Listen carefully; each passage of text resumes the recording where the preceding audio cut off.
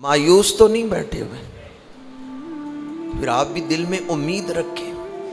ٹھیک ہے تکلیف کا وقت ہے، پر قرآن کہتا ہے فَإِنَّ مَعَ الْعُسْرِ يُسْرًا إِنَّ مَعَ الْعُسْرِ يُسْرًا۔ بے شک تنگی کے بعد کشادگی ہے، بے شک تکلیف کے بعد راحت ہے۔ اور مفسرین فرماتے ہیں فَإِنَّ مَعَ الْعُسْرِ يُسْرًا، عسر پر الف لام آیا ہے، یسر الف لام کے بغیر ہے، تو اس کا مطلب یہ ہے تکلیف ایک ہے راحتیں دو ہیں۔ تکلیف ایک ہے راحتیں۔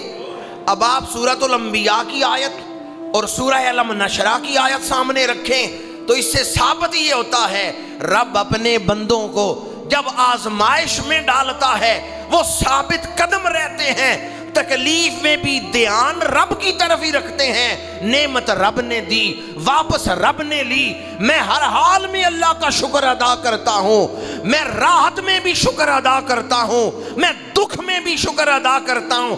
اب رب دکھ کاٹ دیتا ہے، مصیبت دور کر دیتا ہے، بیماری ہٹا دیتا ہے، اور پھر کرم کیا کرتا ہے؟ نعمتیں پہلے سے 2 گنا عطا فرما دیتا ہے، نعمتیں پہلے سے بھی زیادہ عطا فرما دیتا ہے۔ یہ گھڑی دکھ کی ہے پر آنے والا وقت رحمت کا ہے۔ قرآن پاک میں صاحب تو امید اور شوق سے نعرہ لگا رہے ہیں، آپ پر کوئی مایوسی چھائی ہوئی ہے، آپ ذرا ڈرے ہوئے ہیں، آنے والا وقت رحمت والا ہو، یہ امید رکھیں اپنے رب سے۔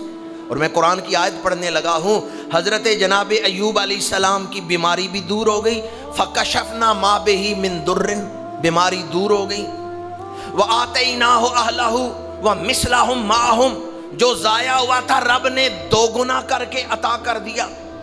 آگے فرمایا رحمتم من عندنا، یہ ہماری طرف سے رحمت ہے اپنے عبد کامل پر، یہ ہماری طرف سے رحمت ہے، ہم نے رحمت کی ہے کہ دکھ بھی دور کر دیا ہے اور نعمتیں بھی پہلے سے زیادہ عطا فرما دی۔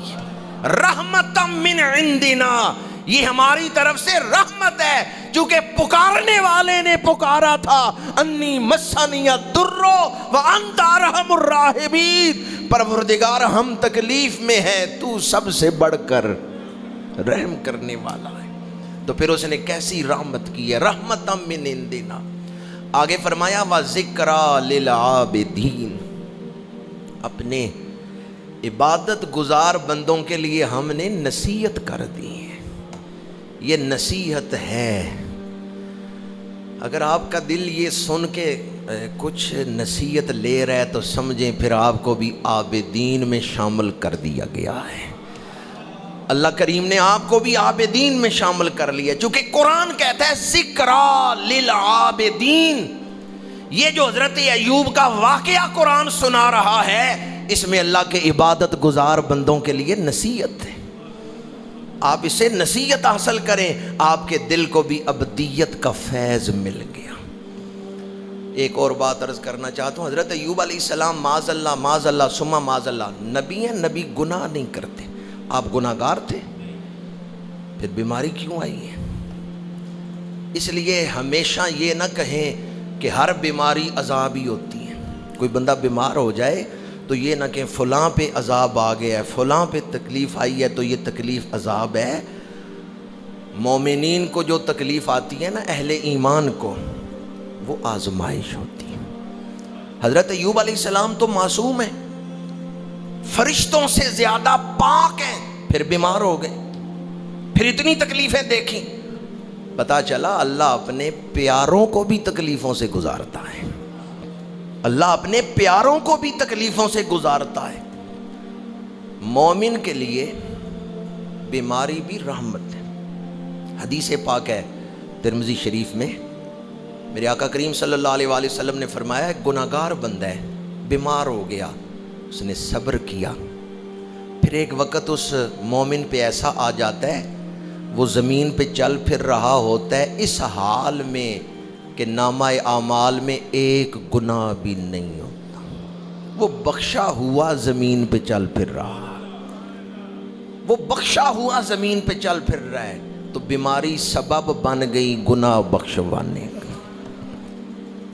مومن بخشا گیا، اس حال میں وہ زمین پہ چل پھر رہا ہے کہ کوئی گناہ اس کے نامہ اعمال میں نہیں جس کا جواب اس نے موت کے بعد دینا ہو۔ موت کے بعد بڑا سخت وقت ہے، تو اگر بیماری اس وقت کو آسان کر دے تو پھر بیماری عذاب ہے یا رحمت ہے؟ تو مومن کے لیے بیماری رحمت ہے۔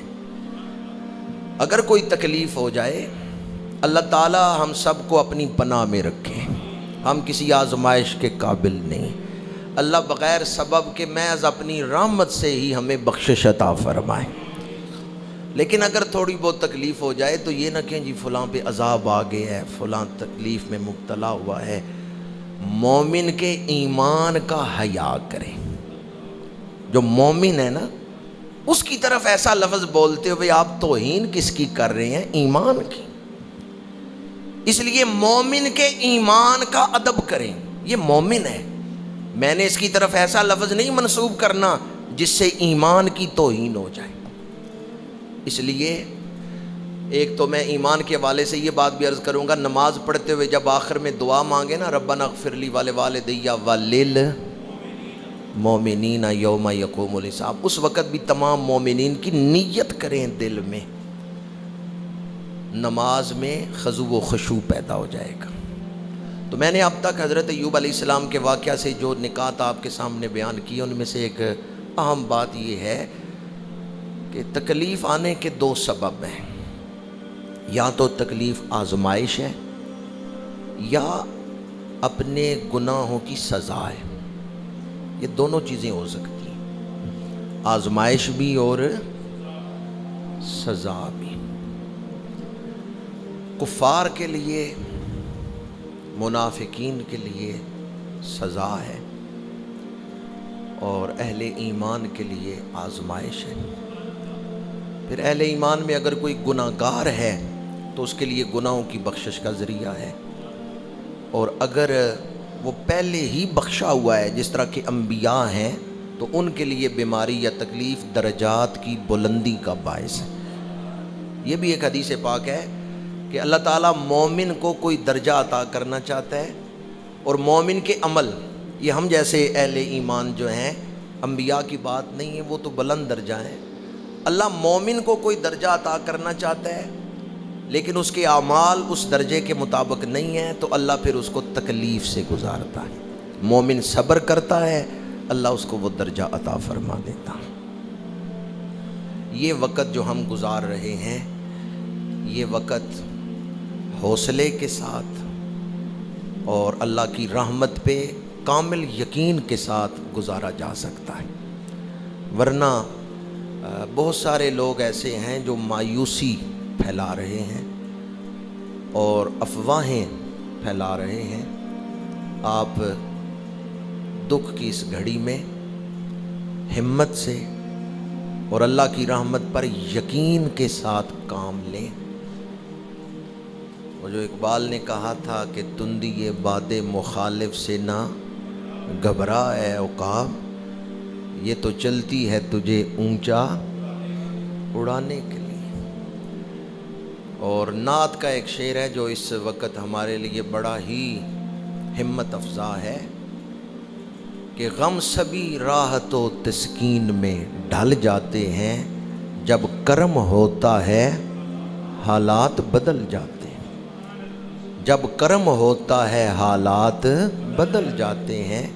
اس میں احمد کا وظیفہ ہے، ہر ایک غم کا علاج، لاکھ خطرے ہوں اسی نام سے ٹل جاتے ہیں۔